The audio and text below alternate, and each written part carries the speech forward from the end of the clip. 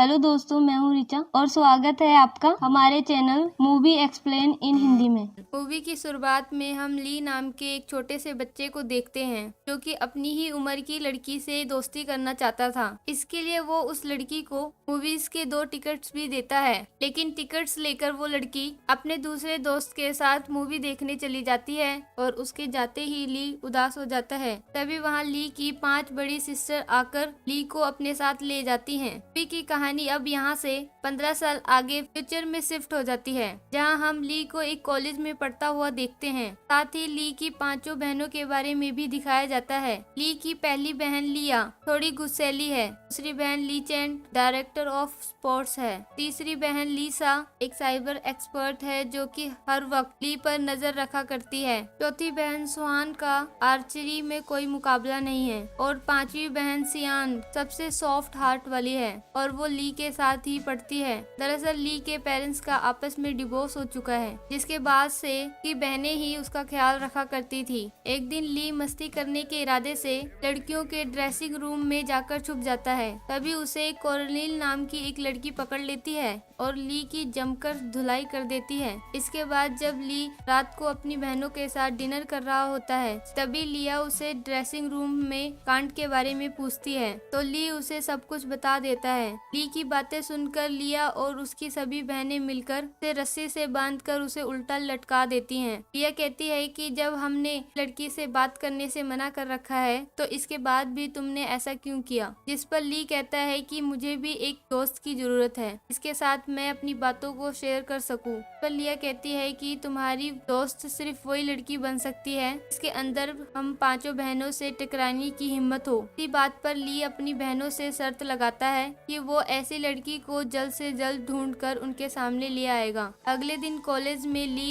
एक बैनर लिए घूम रहा था। लिखा था कि आई एम सिंगल, मुझे एक गर्लफ्रेंड की जरूरत है, क्या कोई लड़की मुझसे दोस्ती करना चाहेगी। लेकिन काफी देर गुजर जाने के बाद भी कोई लड़की उसके पास नहीं आती। तभी ली का फ्रेंड चैंग उसके पास आकर कैरोलिन की तस्वीर दिखाता है। वो कहता है कि तुम्हें इस लड़की से दोस्ती कर लेनी चाहिए, वो दिल की बहुत अच्छी है। तब ली कहता है कि इसी ने तो मेरी धुलाई की थी, ये भला मुझे क्यों पसंद करेगी। इस पर चैन कहता है वो सब तुम मुझ पर छोड़ दो, मैं सब संभाल लूंगा। इसके बाद चैन कोरलिन के पास जाकर ली के बारे में उसकी तारीफ करने लगता है। वो कहता है कि ली की 5 बहनें हैं और वो ली को कभी भी अकेला नहीं छोड़ती, इसी वजह से ली की कोई गर्लफ्रेंड भी नहीं है, मगर ली दिल का बहुत अच्छा है, उसे तुम्हारी जैसी एक दोस्त की जरूरत है। ली के बारे में सुनकर कोरलिन को भी थोड़ा बुरा फील होता है और वो ली के साथ दोस्ती करने के लिए राजी हो जाती है। लेकिन ली को देखते ही कोरलिन अपना फैसला बदल लेती है। उसी वक्त ली के पैर फिसल जाने की वजह से वो सीढ़ियों से नीचे गिर जाता है और उसे काफी चोट लग जाती है। कोरलिन तुरंत ली को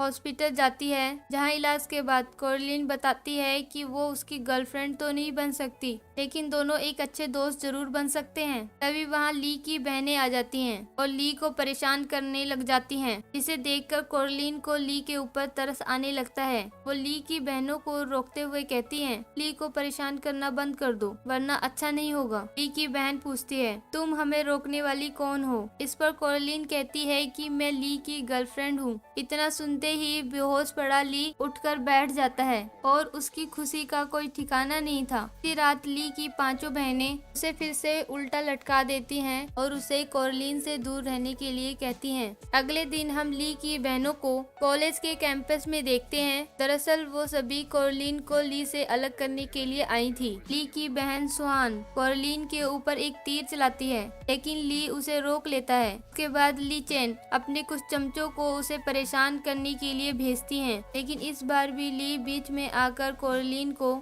सभी चमचों से बचाकर अपने साथ ले जाता है। इसके बाद फिर से स्वान कोरलिन के ऊपर तीर बरसाने लगती है, लेकिन स्वान की तीर एक C4 बॉम्ब से जाकर टकरा जाती है, जिसकी वजह से एक बहुत बड़ा धमाका होता है। सीन कट होता है और हम कॉलेज के केमिस्ट्री लैब में एक अनजान शख्स को देखते हैं क्योंकि वही C4 बम बना रहा था। शाम को लिसा ली के कुछ वीडियो को एडिट करके उसे बदनाम करने के इरादे से उसे अपलोड करने ही वाली थी कि तभी उसके घर के बाहर खड़ा एक अनजान शख्स एक बटन दबाता है और ली के घर की बिजली ही चली जाती है। दरअसल वो अनजान शख्स ली की इनडायरेक्टली मदद कर रहा था और वो कौन था ये मूवी में आगे पता चलेगा। इसके बाद सीन कट होता है और हम ली की बहन लिचर्ड को कोरलिन को स्पोर्ट्स कंपटीशन के लिए चैलेंज करते हुए देखते हैं। अब डायरेक्टर ऑफ स्पोर्ट्स होने की वजह से लिचर्ड आराम से चीटिंग करके सभी स्पोर्ट्स को जीतने में कामयाब हो जाती है। वहाँ ली की बड़ी बहन लिया आ जाती है और कोरलिन को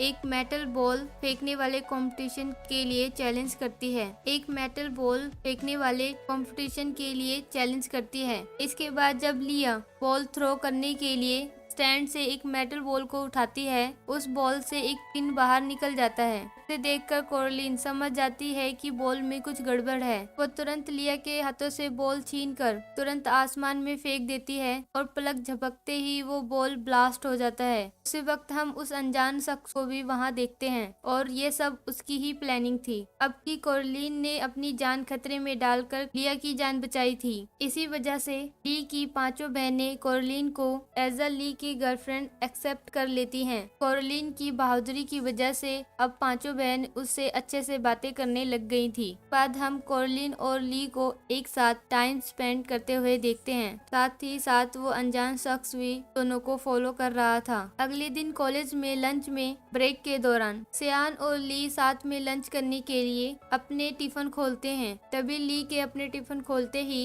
एक जोरदार धमाका होता है। धमाके की आवाज सुनकर कोरलिन दौड़ते हुए ली के पास आ जाती है, लेकिन उस धमाके की वजह से किसी को भी गहरी चोट नहीं आई थी और वो सिर्फ एक केमिकल एक्सप्लोजर ही था। लेकिन कोरलिन को लग रहा था कि जब से वो ली की लाइफ में आई है तब से ली के साथ कुछ न कुछ बुरा ही हो रहा है। इसी वजह से वो ली को छोड़कर जाने लगती है। ली कोरलिन को रोकने की काफी कोशिश करता है लेकिन ली नहीं रुकती। सीन कट होता है और हम फिर से ली और कोरलिन को देखते हैं जो कि एक दूसरे के करीब होकर भी एक दूसरे को इग्नोर ही करने में लगे हुए थे। इस बात से ली पहले की तरह ही उदास रहने लग गया था। उसकी बहनें भी उसे चीयर अप करने की कोशिश करती हैं, लेकिन ली कोरलिन को भुला नहीं पा रहा था। इस तरह कई दिन गुजर जाते हैं और शाम काफी तेज बारिश होने लगती है। उस वक्त कोरलिन के पास ना तो कोई छाता था और ना ही कोई रेनकोट। उसे बारिश में भीगता हुआ देखकर ली कोरलिन के पास आता है और उसे अपना रेनकोट पहनाते हुए उसे हक कर लेता है। जिसके बाद कोरलिन ली से कहती है कि मैं तुम्हें अब प्यार नहीं करती और हम दोनों का अलग रहना ही ठीक रहेगा। इतना कहकर कोरलिन तो वहाँ से चली जाती है,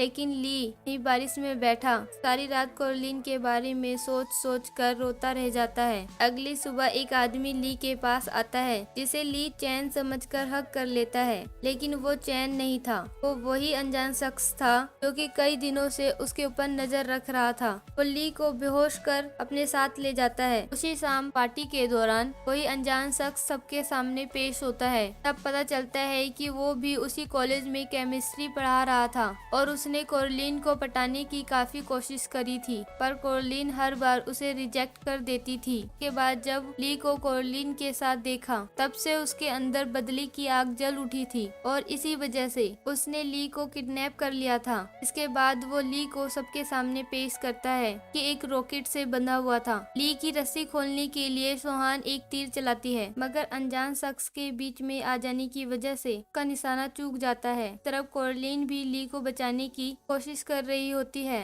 तभी वो अनजान शख्स रॉकेट का बटन दबा देता है और रॉकेट लॉन्च हो जाता है। देखते देखते वो रॉकेट आसमान की ऊंचाइयों में जाकर फट जाता है। इसे देखकर सब रोने लग जाते हैं। सीन कट होता है और हम कोरलिन को देखते हैं जो कि ली की कब्र पर फूल चढ़ाने के लिए आई हुई थी। इस बात का अफसोस था वो ली के प्यार को समझ नहीं पाई। फिर अचानक ली उसके सामने आ जाता है। ली के हाथों में चोट आई थी, लेकिन लकीली वो जिंदा बच गया था। ली को सही सलामत देखकर कोरलिन की खुशी का ठिकाना नहीं रहता। तभी ली की पांचों बहनें वहां आ जाती हैं और उसे पहले ही की तरह परेशान करने लग जाती हैं। हैप्पी एंडिंग के साथ हमारी ये मूवी खत्म हो जाती है।